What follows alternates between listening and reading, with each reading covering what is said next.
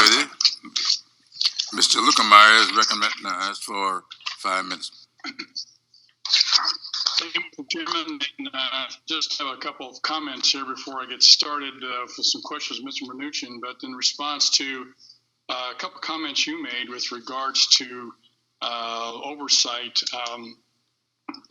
I did some quick calculating, and the initial first tranche of money from the PPP program was, I think, roughly $350 billion. And I think there was, if I remember correctly, about $280 billion that was out there that was inappropriately applied for or incorrectly given out. And I think the error ratio of that, while $280 million is a lot of money, the error ratio is about 0.8%.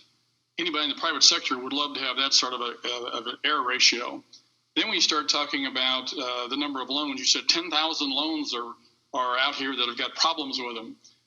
Okay, out of a total of 5.2 million loans, that is less than 0.2%.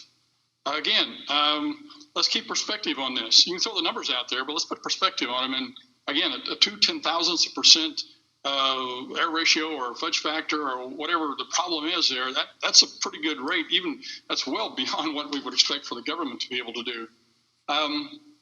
I think, I've got a couple of questions here with regards to some regulatory stuff, Mr. Secretary. You and I talk about this almost every time we meet. As you know, CECL is one of the hot button issues for me.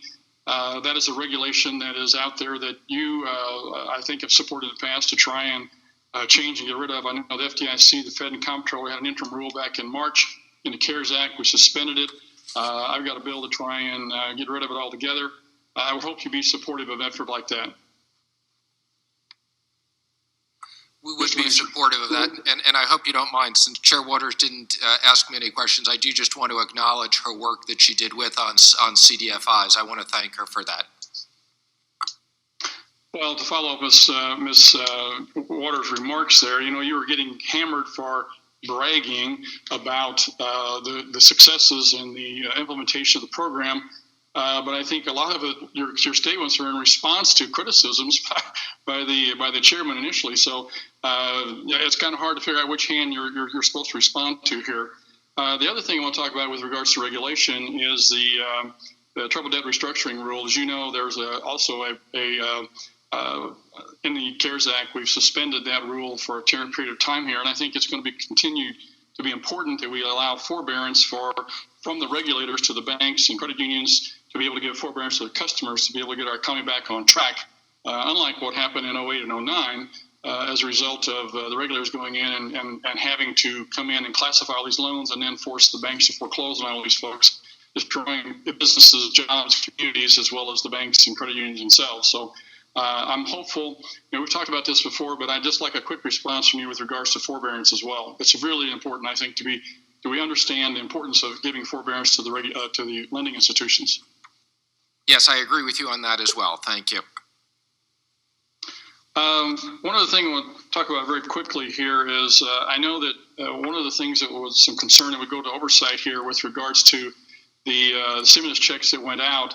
A lot of people are concerned that people who have passed that are deceased were getting those checks. And it came up in one of the other previous hearings that you didn't have access to the files from Social Security of those folks who had passed.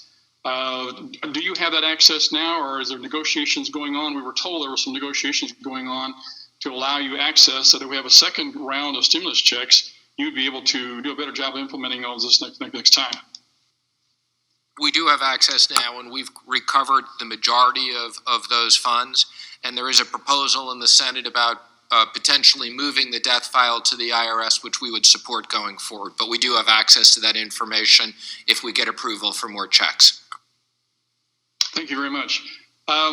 With regards to, again, improving the PPP program and going to stimulus checks or other programs out there, thank you for all you did with the Fed with regards to setting up all these different facilities. You were able to prop up and give liquidity to and help capitalize a lot of stuff that's going on out there or different areas of the economy.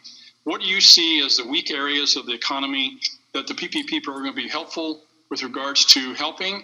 And in the next tranche or next support or passage of PPP, do you see that there would be a loss of revenue trigger in there, a cap on the number of loans that the businesses could apply for, or the size of businesses that could actually apply for it as well? Well, as I said earlier, there's money left over, and I would very much target that money for businesses that have been the hardest hit. I think a decrease in revenues or a decrease in profits is the right approach. Again, I think we have bipartisan support for that.